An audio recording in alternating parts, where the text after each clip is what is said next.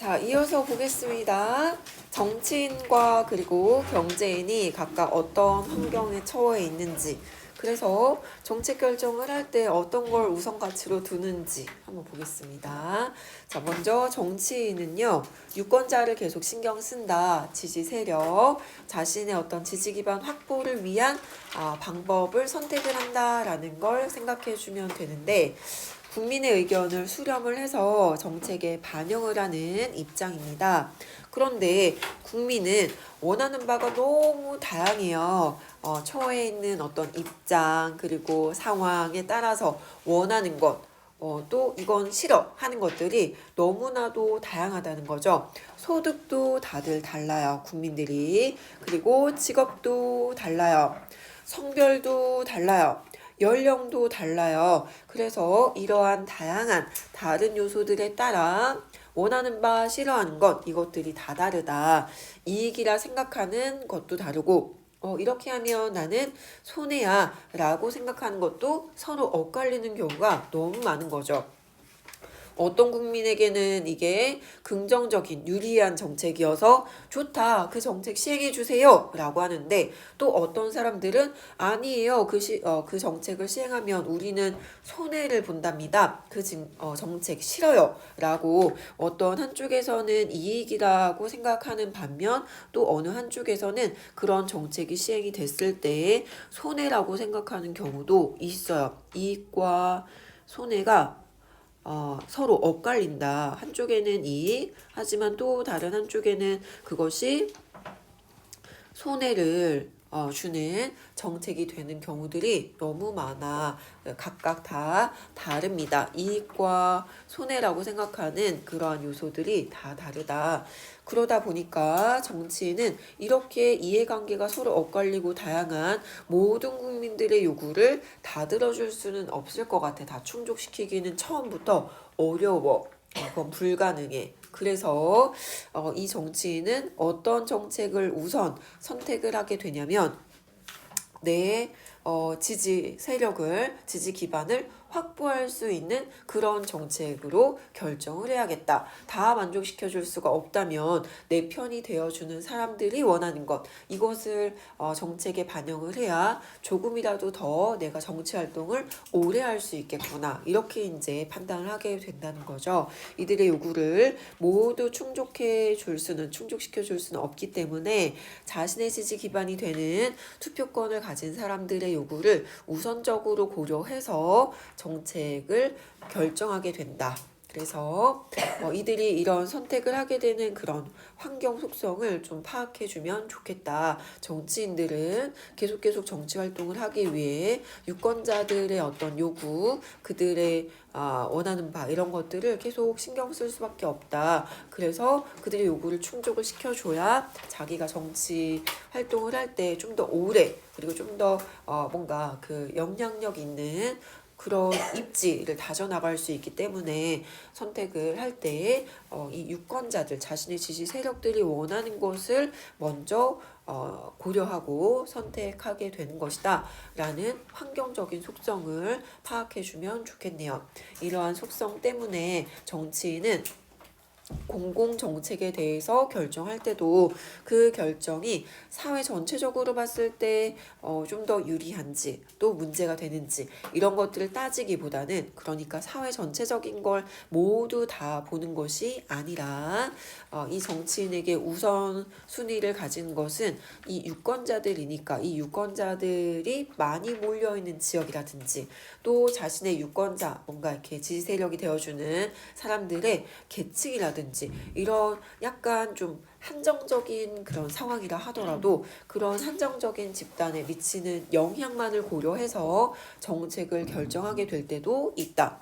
사회 전체적으로 봤을 때는 좋은 정책이 아닐 수도 있는데 그것으로 선택을 하거나, 또는 사회 전체적으로 보면은 문제가 되는 정책임에도 불구하고 한정적인 자신의 지지 세력의 지역이라든지 집단에 유리한 그런 정책이면 선택을 하게 되는 경우도 있다는 거죠. 그 정도로 그런 지지 세력에 대해서 민감하게 이 정치인은 반응하고 고려를 하게 된다라고 파악하면 되겠습니다. 공공정책을 결정할 때도 그 결정이 사회 전체에 미칠 영향보다는 오히려 특정 개인이나 한정된 집단에 미치는 영향, 즉 자신의 지지 세력의 집단, 더욱 민감하게 반응하는 경향이 있답니다. 정치인의 속성을 기억해 두면 되겠다. 이것의 원인은 지지 세력들이 중요하기 때문에 유권자들의 요구가 중요하다라고 생각을 하기 때문에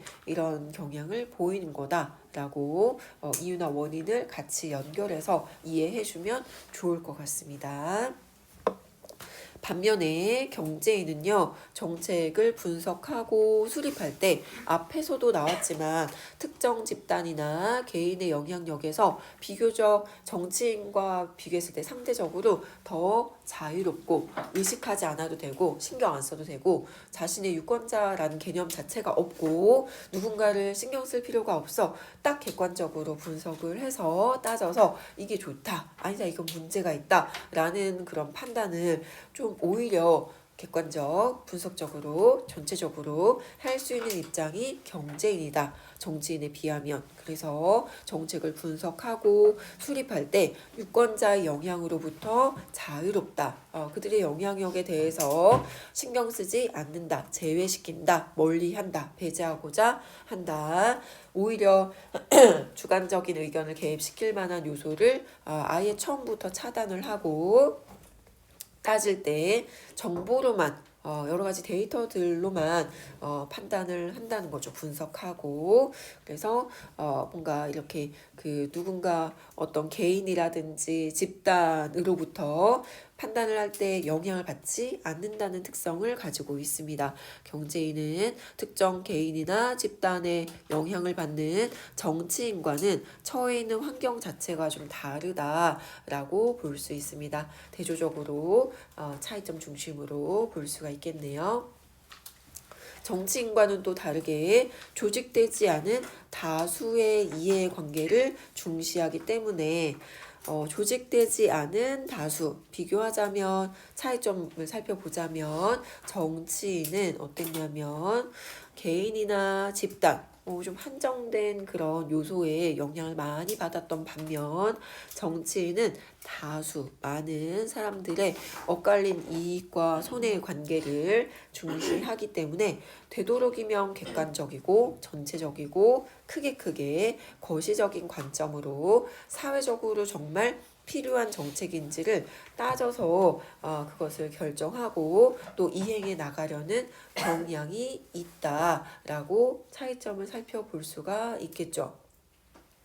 정치인은 자신의 지지 기반 확보가 중요하다라고 생각하는 사람들이어서 정치적인 입지, 정치 생명을 위해 유권자들의 선택과 요구를 계속 의식하며 정책을 결정하고 또 실행해 나갈 수밖에 없다 보니 특정 지역 계층에 한정된 정책도 끝까지 시행 관철시켜 나가는 경우가 있대요. 그런데 경제인은 유권자들을 의식하지 않는다. 그런 특정 개인이나 집단의 영향력을 오히려 배제하고 사회 전체적인 효율성을 고려해서 또 그 필요를 고려를 해서 정책의 방향을 결정하고 실행해 나가려는 경향이 있다라고 차이점을 좀 이렇게 정리해 볼 수 있을 것 같아요.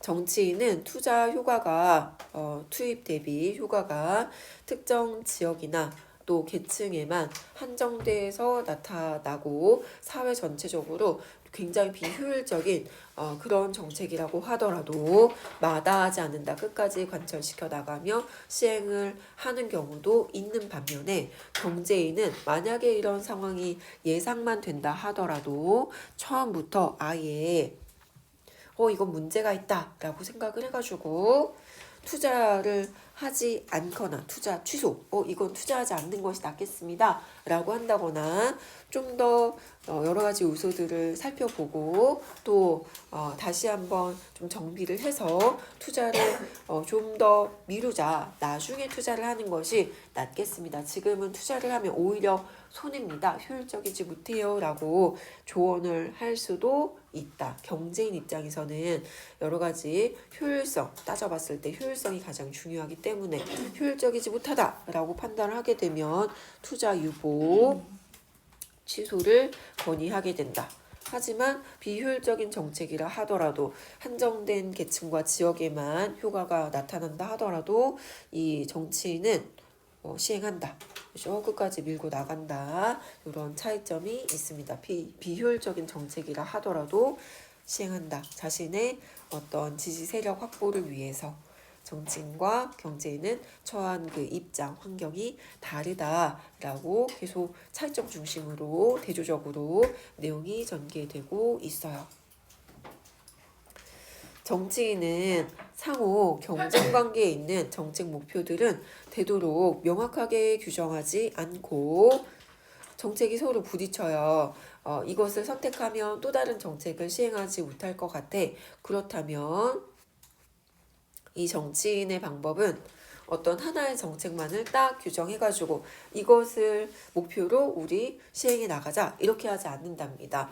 여러 가지 경쟁적인 그런 정책 목표들이 산재해 있을 때 여러 가지가 함께 있을 때 어느 하나의 목표를 명확하게 규정하지 않고 어느 정도 여지를 남겨둔다. 이것도 가능하고 저것도 가능하다. 대안들을 여러 가지 이제 둔 채로 일단 진행되는 상황을 좀 지켜보고 그 과정에서 합의도 하고 협상도 하고 서로 만나서 의견도 나누고 이렇게 해가지고 합의 교섭 합의 교섭 타협을 통해서 그 중에서 가장 나은 그런 정책을 찾아 나가는 만들어 나가는 방법으로 그렇게 이제 진행을 하는 것을 그런 방법을 취한대요. 정치인은. 그래서 딱 하나의 정책 목표를 처음부터 정해두는 게 아니라 정책 목표를 여러 가지 이렇게 둔 다음에 이것도 고려해보고 저것도 고려해보고 했을 때 이해관계가 엇갈린 사람들이 서로 처음에는 막 부딪히겠지만 서로 만나서 이야기 나누고 하면서 몇 개의 그 선택지는 좀 지워나가고 그래서 범위를 좁혀서 폭을 좁혀서 목표가 저절로 자연스럽게 좀 줄어들도록 이렇게 만드는 방법을 사용을 한답니다. 정치인의 방법이래요. 제한된 자원을 우리가 쓸 수밖에 없다 보니까 이 제한된 자원의 분배를 둘러싸고 처음에는 이익 집단들이 서로 막 갈등하고 또 부딪히고 그러면서 이제 마찰이 생길 수밖에 없는데 그 마찰을 조금씩 이제 해소해 나가는 좁혀 나가는 그 과정에서 정책이 자연스럽게 정치적으로 이렇게 그 결과가 도출될 수 있다. 나올 수밖에 없다라고 믿는 경향이 있기 때문이다. 찾아 나간다 이런 뜻입니다. 결과가 나온다. 정치적으로 어떤 결과가 나올 수 있다라고 믿는 경향이 있기 때문이다. 그래서 처음부터 목표를 정해두는 것이 아니라 이러한 어떤 만나서 이야기 나누고 하는 과정에서 저절로 정치적으로 그 목표가 정해질 수 있다고 믿기 때문에 처음부터 억지로 그 정책 목표를 한두 개로 정해두지 않는 방법을 쓴답니다. 그러다 보니까 이렇게 서로 합의를 도출하는 과정에서 필요한 협상의 방법, 타협의 방법, 교섭의 방법 이런 정치적인 기술을 아주 중요한 무기로 삼게 된다. 그런 만큼 정치인에게는 협상과 타협과 교섭 등의 정치적인 기술이 아주 중요한 무기처럼 사용이 된다고 합니다. 중요하게 여긴데요. 이 마찰을 해소하는 이 방법, 정치인에게 필요한 그런 자질이다. 이렇게 본답니다. 그러나 여기까지 이제 정치인의 방법이었어. 정책 목표를 딱 하나로 정하지 않는. 그러나 경제인은 한정된 자원에 대해서 효율적으로 비용 대비 효과가 높게 나타나도록 그 자원을 나누는 것을 중요하게 생각을 하기 때문에 정책에 뒷받침되는 사회 전체의 효율성, 이 정책이 얼마나 사회 전체적인 그런 효율적인 결과가 나올 수 있게 하느냐를 기준으로 정책을 판단하는 경향이 있답니다.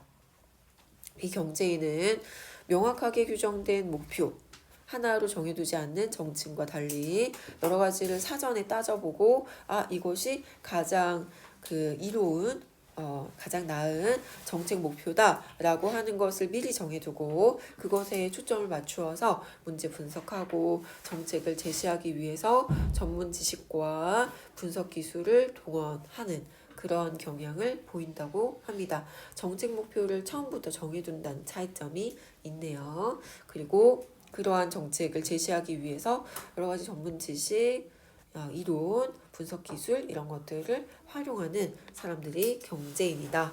이렇게 볼 수 있겠습니다. 자, 이상에서 정치인의 정치 논리와 경제인의 경제 논리를 살펴봤습니다. 정치 논리와 경제 논리는 서로 상충, 서로 부딪히는 경우가 있다. 서로 일치하지 않는 경우, 어긋나는 경우가 있다. 서로 충돌하다. 이런 뜻입니다.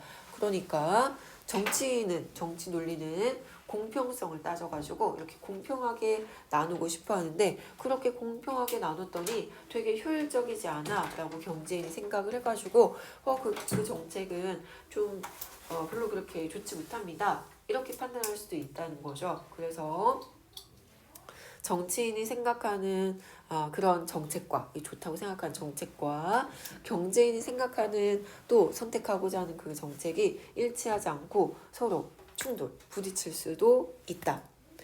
그런데 둘 중에 정치 논리가 옳다, 경제 논리가 옳다, 둘 중에 어느 하나가 옳다, 절대적으로 어느 것이 우위다 라고 얘기하기는 어렵답니다.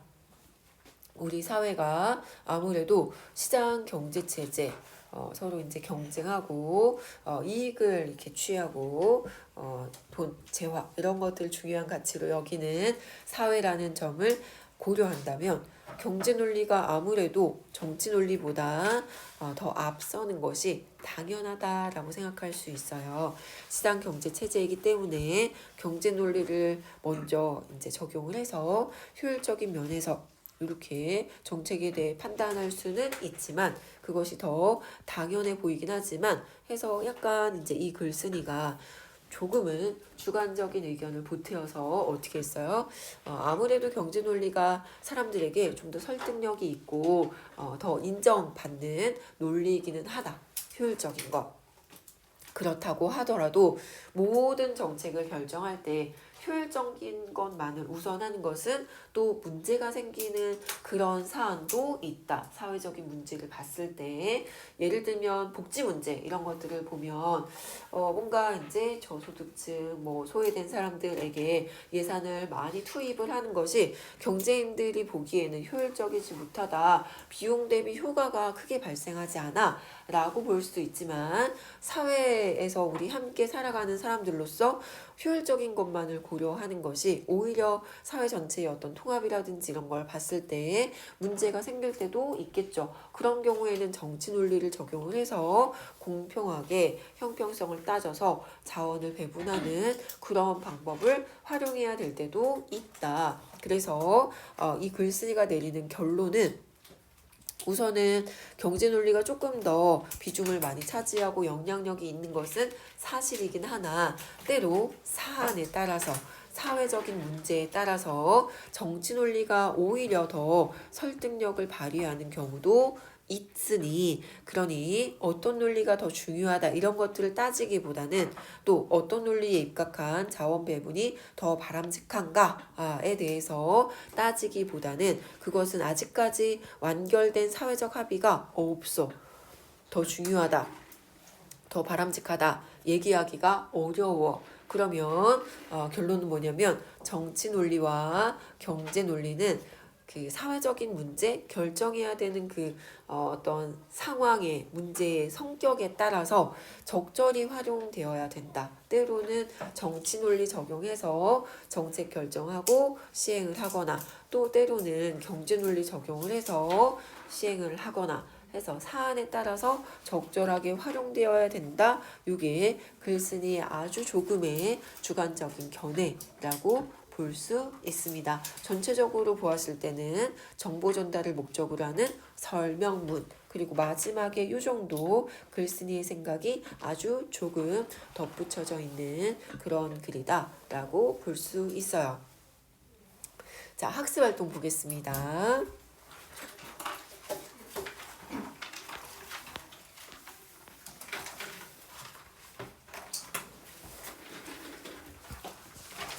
자, 정치 논리와 경제 논리의 핵심적인 키워드들을 한번 정리를 해보면 자원 배분의 기준에서 정치 논리에서 중요하게 생각하는 가치는 공평성이다. 아주 평등하게 그 한정된 재화를 나눠 가질 수 있게 하는 것, 그것이 중요하고 필요하다. 이렇게 보는 반면에 경제 논리의 입장에서는 효율성, 비용 대비 효과가 크게 나타날 수 있는 그런 자원 배분의 방식이 긍정적이다라고 보는 입장. 그리고 정책에 대해서 평가를 할 때 정치 논리에서 평가를 한다면 확인되지 않는 정확하게 예측하기 어려운 효과보다는 어떻게 얼마만큼이 투입이 되어 왔고 투입할 수 있는지 그런 정확한 확인이 가능한 그리고 지지 세력에게 뭔가 이렇게 명시적으로 보여줄 수 있는 성격의 투입을 중요하게 고려한다. 자원이나 예산의 투입에 대해서 평가를 할 때 정책에 대해서 이 투입이 명확하게 나타날 수 있는 그런 정책이냐, 그렇다면 그것이 좋고 예산 투입에 대해서 명확하게 나타나지 않는다면 그 정책은 별로 좋지 않아 라고 정책에 대해서 평가할 때 예산 기준으로 투입 기준으로 평가를 하는 관점을 취한다. 그런데 경제 논리를 가진 사람들은 어떤 특정 정책을 시행을 했을 때 그것이 비용 대비 굉장히 효과적이냐를 따져서 효율성을 따져서 정책을 평가한다. A 정책, B 정책, C 정책이 있다면 얘가 비용 대비 가장 효과가 크다. 그러면 그것이 긍정적이다 라고 보는 것이 경제 논리. 정치 논리 입장에서는 A와 B와 C 중에서 이 예산의 어떤 그 영향이 혜택이 어떤 사람들에게 얼마만큼 그 영향력을 줄 수 있느냐, 지지 세력에게 얼마나 내가 뭔가 이 예산을 공평하게 나누어 주고 있다라고 표시낼 수 있느냐를 따져서 그런 정책을 선택을 하는 것이 정치 논리 입장에서 정치인들의 평가 방법이다. 정책 평가의 방법. 그리고 정책의 필요성에 대해서 판단할 때도 정치 논리의 입장에서 정치인은 유권자들이 어떤 것을 원하느냐, 이 요구를 고려한다. 굉장히 의식한다. 유권자들의 요구에 따라 필요한지 필요하지 않은지를 선택을 하는 반면 경제 논리를 가진 경제인들은 사회 전체적으로 이 정책이 필요한지에 따라서 사회 전체적인 걸로 따진다. 정치 논리를 가진 정치인들은 한정된 지역과 계층에서도 이 유권자들이 원한다면 필요로 한다면 그 정책을 시행한다라고 볼 수 있습니다. 그리고 정책 수립의 방법으로 그 과정에서 어떤 하나의 정책 목표를 정하는 것이 아니라 협상과 타협과 교섭을 통해 그 범위를 좁혀나가는 그런 방법을 취하는 것이 정치 논리.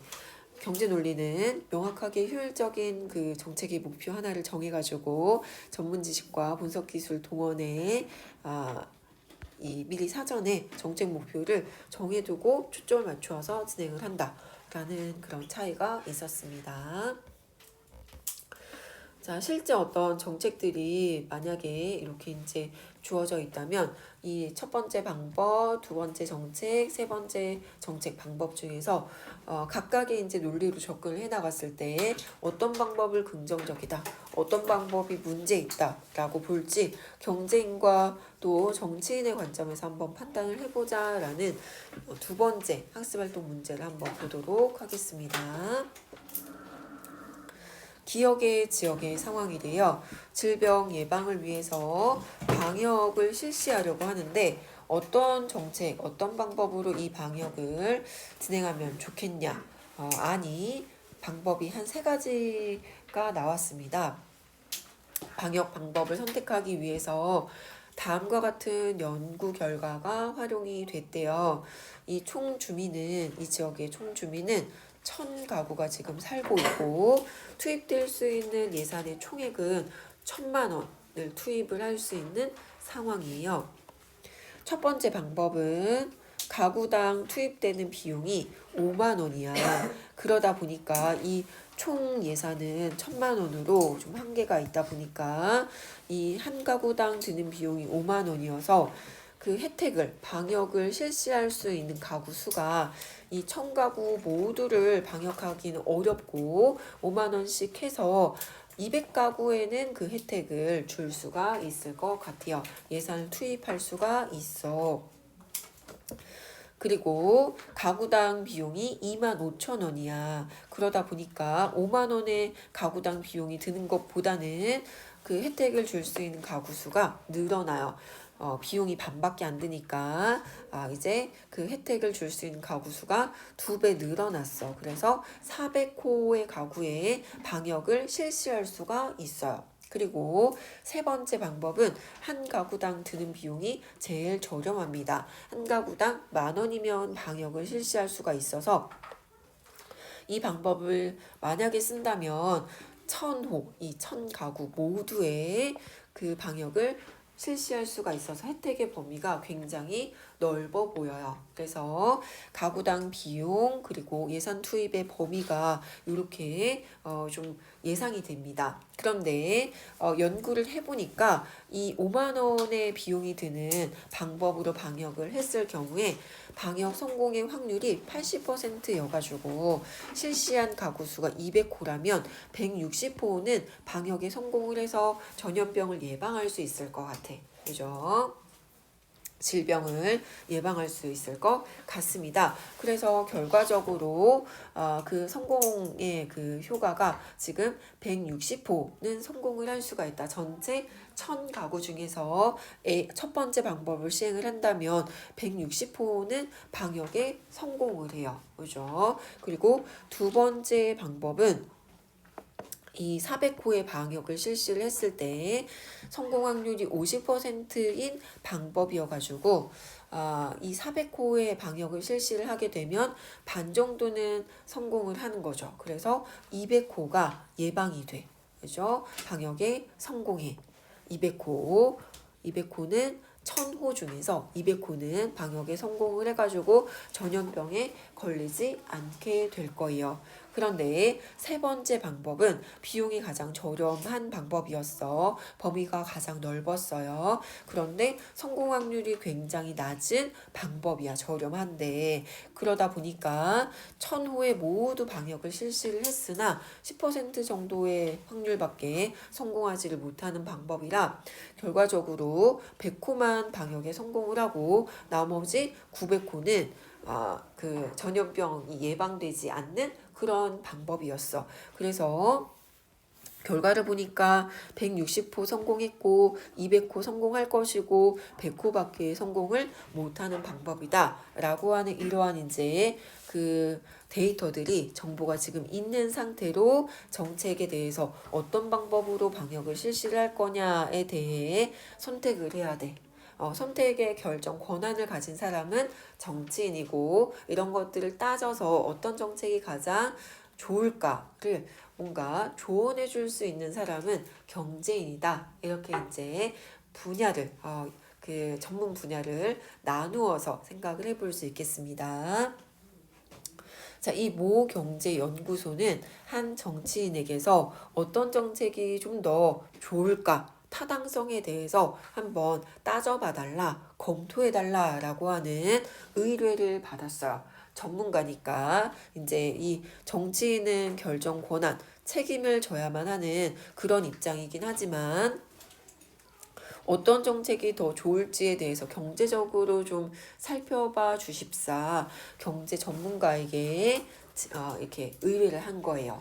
그랬더니 이 경제연구소 경제인은 경제 행위에 대해서 전문 지식과 분석 기술을 보유한 상태라 정치인의 결정에 도움을 줄 수 있는 대안을 제시할 수 있는 그런 인물이야. 그래서 따져봤어요.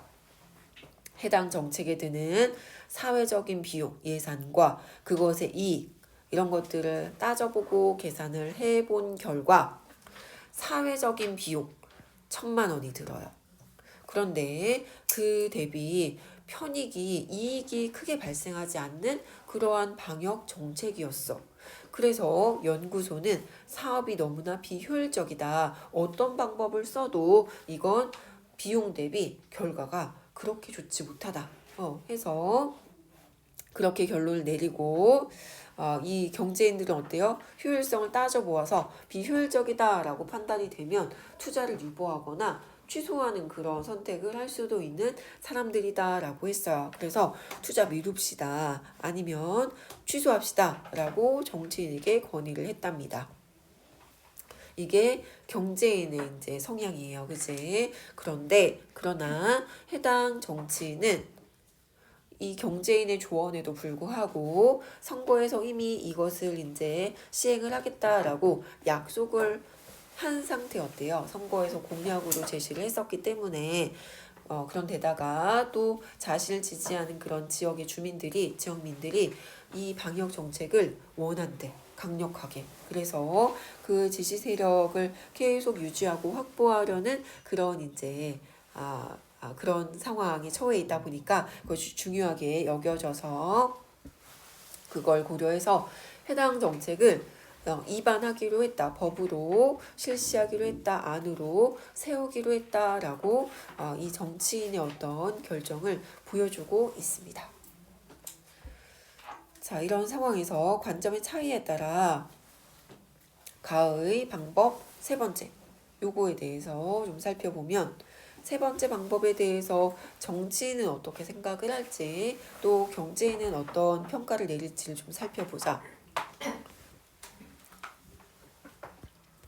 세 번째 방법에 대해서 이 정치인은 가장 좋다라고 할 것이다. 왜냐하면 가시적으로 이 1,000호에 다 방역을 실시하는 그런 이제 뭔가 이렇게 명확하게 그 활동을 보여줄 수가 있어가지고 그 유권자들에게 뭔가 자신의 정치 활동에 대해 보여주기가 가장 좋기 때문에 이 정책 세 번째에 대해 가장 긍정적이라고 판단을 할 것이다. 세 번째 방법을 가장 긍정적으로 평가할 것이다. 왜냐하면 예산 투입 대상이 1,000가구에 걸쳐서 나타나기 때문에 유권자들에게 눈에 띄게 가시적으로 정책의 가치를 보여줄 수 있기 때문에 그래서 세 번째 방법을 가장 좋다라고 볼 것이다. 그런데 실제로 들여다보면 방역 성공 확률은 가장 낮아요. 10%. 그래가지고 1,000호에 다 영향을 끼칠 수는 있지만 그 안에서 방역을 실질적인 방역은 100호밖에 되지 않은 셈이다. 방역 성공 확률도 되게 이제 낮은 방법 10%. 원래도 10%인데 실질적인 이제 효과가 나타난 호수도 보니까 100호밖에 되지 않아요. 이는 정확하게 예측된 건 아니다. 이건 예측이지 정확한 확률이니까 성공할 확률이니까 또 달라질 수도 있다. 이렇게 해가지고 크게 고려하지 않는 그런 경향을 보이기 때문이다. 그죠? 그런데 세 번째 방법에 대해서 경제인의 경제 논리로 이제 평가를 해보면 가장 별로다. 가장 부정적으로 평가를 할 것이다. 왜냐하면 방역 성공 확률이 가장 낮아서 결과적인 그 방역의 효과도 100호밖에 나타나지 않고 그래서 가장 부정적으로 가장 좋지 못한 방법이라고 평가를 할 것이다. 그렇다면 이 세 개의 대안 중에서 경제인이라면 가장 낫다라고 판단할 만한 방법은 뭘까를 봤더니 두 번째 방법. 200호에 성공을 했어. 1000호 중에서 160호, 100호, 200호니까 가장 방역의 성공 효과가 크다라고 보아서 경제 논리를 본다면 두 번째 방법이 제일 낫다라고 볼 것이다. 네. 자, 반복되는 내용인데 한 번만 더 확인하고 잠깐 쉴게요. 뒤에 여기는 선생님이 출력을 하지 않았습니다. 그냥 확인만 하면 될 것 같아. 정치인이 경제 논리보다 정치 논리를 앞세운 까닭은 국민의 요구를 모두 충족해 줄 수 없다라고 생각을 해서 그렇다면 자신의 정치 생명을 위해 활동을 위해 지지 기반이 되는 유권자 요구를 우선적으로 고려하기 때문이다. 자, 그리고 정치 논리와 경제 논리가 때로는 부딪히는 경우도 있는데 그런 경우 어떻게 해결하는 것이 바람직할까? 예를 들어서 경제 논리로만 접근을 했을 때 사회 전체적으로 비용이 크다 하더라도 사회적 약자에 대한 배려, 복지 문제에 특히나 이런 정치 논리가 우선 적용되어야 하는 경우가 있겠다. 경제적으로 효율적이진 못하다 하더라도 사회적 약자에 대해서 배려가 필요할 때 사회적 기회의 균등 문제 이런 사안에 대해서는 정치 논리를 먼저 앞세워서 적용할 필요가 있겠다. 이런 경우도 있다는 거 참고로 알아두면 되겠습니다. 자, 그러면 여기까지 하고 잠깐 쉴게요.